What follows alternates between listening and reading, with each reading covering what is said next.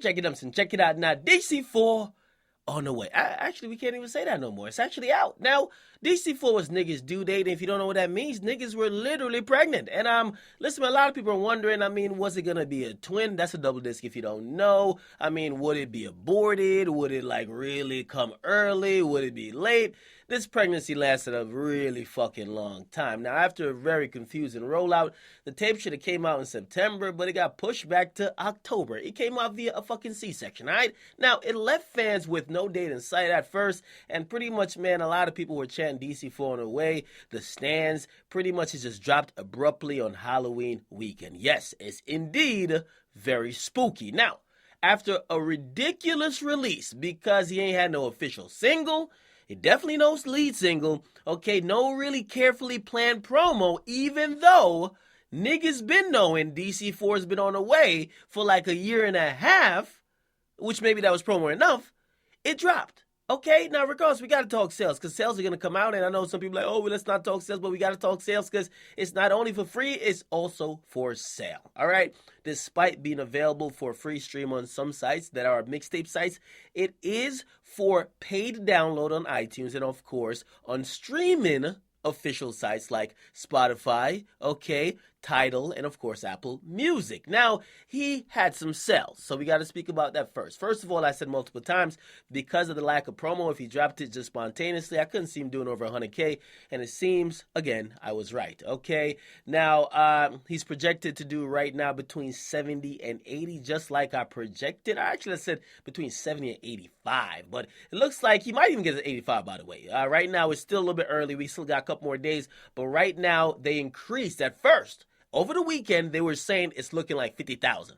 I was so embarrassed. I was so heated at the stands, not really at Meek Mill, because there's so many stands who go at me and they go so hard for Meek Mill, and just to see them not supporting their guys really got me upset. I wasn't even mad about Meek Mill, even though he could have released the album better. But most of these stands who've been going hard, DC4 on the way, DC4 on the way, they got Meek as their avatar, they got DCR in their names. You niggas gotta buy the album. You can't be streaming it on some free fucking website when you know your man's sales gonna matter, okay? Now, they have heightened the sales predictions or projections from 50K to 70 to 75, which is good. Hopefully ends up doing around 85. Maybe he's lucky to get to 90. Maybe he goes over 100, but I think 100 is that barometer whether, listen, Meek just dropped 100 on DC4, which means you never know, maybe could get back to that 200, or if he doesn't get to that 100 on DC4, are you telling me that he's going to do 250 if he drops another album? I think not, okay? Now, with that being said, the sales are a little bit of a disappointment, then not again. All right? Meek could have done way more promo, but the stands have disappointed me. To keep in mind and compared to his peers, Young Thug has similar releases to him where, yes, his music is on iTunes and on Apple Music and Spotify. However, it's still on SoundCloud where people could listen for free. It's still on sites like even DatPiff where you could listen for free. So it's basically a catch-22. Thug usually does around 30-something or maybe low 40s, and we have Meek Mill doing around 70-something. You guys be the judge. Anyway, let's get into the quality of the album, all right? Now, it's 14 tracks. Basically, we're going to go track by track like we usually do. Now, track one's a track called On the Regular. Now, this is a cinematic start to an album, which I absolutely love. Okay, we see Meek coming forward. He may not be as hungry as he was on, let's say, like a Dreams, a Nightmare intro, but that arrogant Meek man where he feels he's never faltered, never took a L, like basically standing up on the track like, yo, who lost? Because I'm here and I'm kicking back. Okay, now it's a cool track, and by the way, I got to salute to the producer because I love tracks like these. So salute to MP808. I love these type of epic beats. Keep doing your thing, bro. Okay, number 2, Blessed Up. Now we hear a little bit. This is the humblest Meek you're probably gonna get. All right, he's giving thanks to God for his blessings while still flexing. I think this track is definitely a dope track and one that a lot of people will continue to play. Now, number 3 is probably one of the heavyweight tracks on the tape. It's called Liddy. Liddy again. Now, salute to Tory LaFlame, a.k.a. Tory Scott. He took this track by the horns and he killed it, all right? Meek came correct, but Tory Lanez made this track, all right? This is a potential even single type track. And to be honest, when I first heard it through snippets, because there was a lot of snippets of DC4, this track I felt could have been an intro, okay? This track ain't nothing but litty, and to be honest, the only thing that's a little bit of a critique, if you have any, is that Tory Lanez literally has more time vocally than Meek. So you hear Tory Lanez voice more amount of seconds or minutes than Meek, but it is what it is. All right, still a great track. Now, the fourth track is called Shine. Now, this was pretty much reminiscent of Dreams Worth More Than Nightmare, an album that didn't get the extent of an extended run as it should have gotten because, of course, he stopped promoting house arrest and all that type of stuff. But I can't lie, man, the Shine track is pretty dope. He dropped the video today. I mean, tracks like these are why a lot of people relate to Meek. This rags to riches stories, given both sides, the extreme riches to the places he's been and could have been. I think it's just absolutely dope. All right, so I think this is one of the tracks where you also see him talking about that struggle, which I know a lot of people love hearing him talk about. But even then, he's still going to let you know that the rollie is on the wrist. Okay, now 5, and the fifth track is called Froze. It's completely dope, man. I got to salute to Lil Uzi Vert for this joint, man. Him and Meek Mill bodied this joint. I can't even lie. Nicki Minaj was unnecessary, but I understand why she was there because at the end of the day, her name does hold some weight, and I think that this track has some single potential because Nicki's name is there to help propel it. Meek and Uzi completely bodied it, but I could have lived without Nicki's part, okay? It definitely has single potential and definitely, in my opinion, a club banger for sure. By the way, this is in the whip rotating every fourth song. I got to run this joint back, okay? Track 6. The Difference, featuring Quavo and Designer ad-libs. All right, now Designer's on it just as an ad-libber. I don't know how that shit go, but it is what it is. All right, now it's a dope track as well. It's a typical Meek Mill up-tempo club track, but kind of moves, man. I mean, the hardest track on the tape is probably this track, and this is you get that braggadocious Meek Mill. He's flexing on you with the rollie, the cars, the money, and all of that, and I can't lie, man. This is the type of Meek where if you've loved his latest stuff over the last couple of years, this is a song that probably does it for you. All right, track 7 is a song called Lights Out.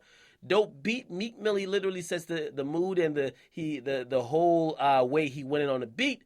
He absolutely just kind of set the platter for the feature, who was Don Q, which was also solid. Again, Don Q said some definitely noteworthy bars.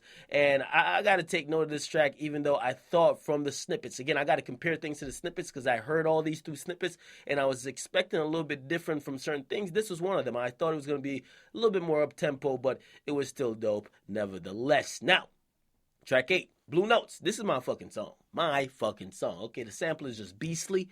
Meek is on some introspective shit, looking around him. I mean, he's looking around at people in his circle who used to be around his circle, and he's looking at people and he's really calling them out, and he's really also speaking just honestly like, man, yo, I used to do this, and he's really expressing his feelings on this track. So definitely salute to this track. Now, track 9 is Offended, featuring Young Thug and 21 Savage. I know a lot of people are going to be like, yo, I love this. Thugger is on it. 21 Savage is on it. But I could have done without this track. I'm sorry. Okay, I listened to a Meek Mill project for Meek Mill, and I felt like Meek Mill was copying or following Young Thug's lead and his flow more than Meek Mill was doing Meek Mill. All right, this track really felt more or the most at home for 21 Savage more than the other two, and I really want to hear Meek Mill on a Meek Mill project. I'm sorry to tell y'all. I'm sorry if you don't like it. Okay, now track 10, You Know, featuring Nicki Minaj, okay, but I'm not sure why she's not credited, but she's definitely singing like background vocals, and also YFN Lucci. All right, this might be a very unpopular opinion about this album because I know a lot of people, they probably don't like Meek voice in general. Niggas don't like when he shout, niggas don't like when he whisper, niggas don't like when he do anything. All right, yet I gotta be honest with y'all, I love this track. Okay, Meek to me showed some range. All right, all you guys who say you only shout, I mean, he ain't shouting on the hook. He's trying to sing or trying to like at least get some type of harmony together. It's definitely a chick song, but I can't hate on it. This is actually a dope song. Salute to Meek for at least experiments. I'm not sure if Nicki drew this out of him, but it's still dope. All right, track 11, Way Up. Now, honestly, man, I wasn't too much into this track.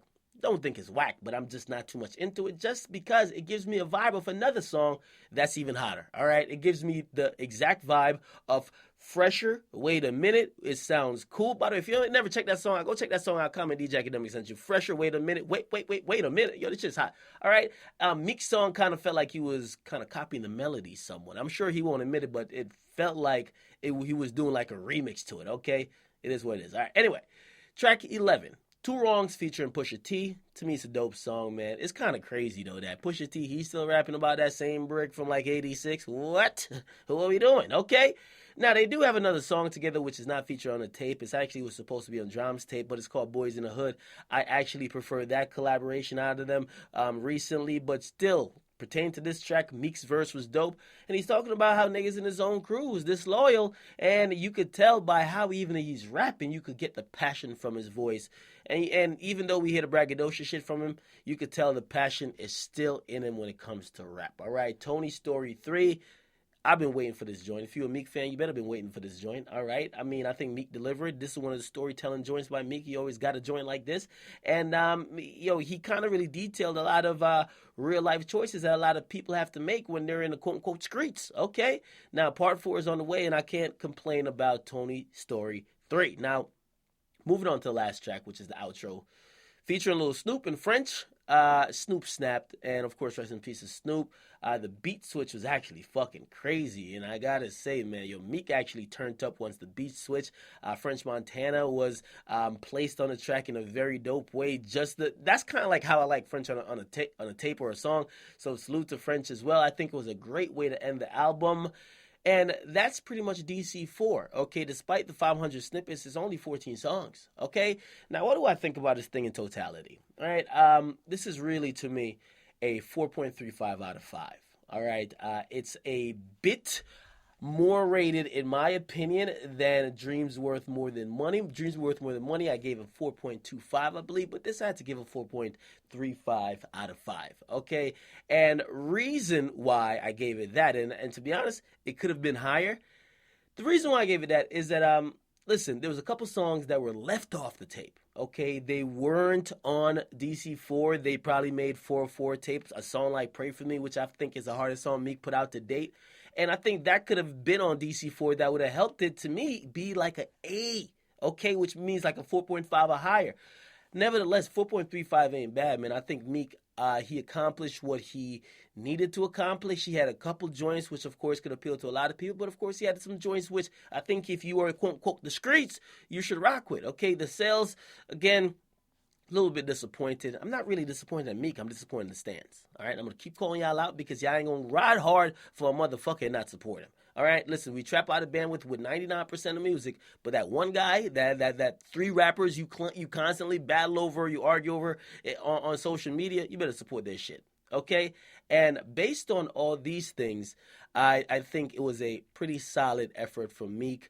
The only thing is, hopefully, people don't just forget it. Hopefully, it's something that lasts. I know he shot a video to almost every song. He has a movie coming out. Hopefully, this lasts, and hopefully, this actually goes beyond further than the hood.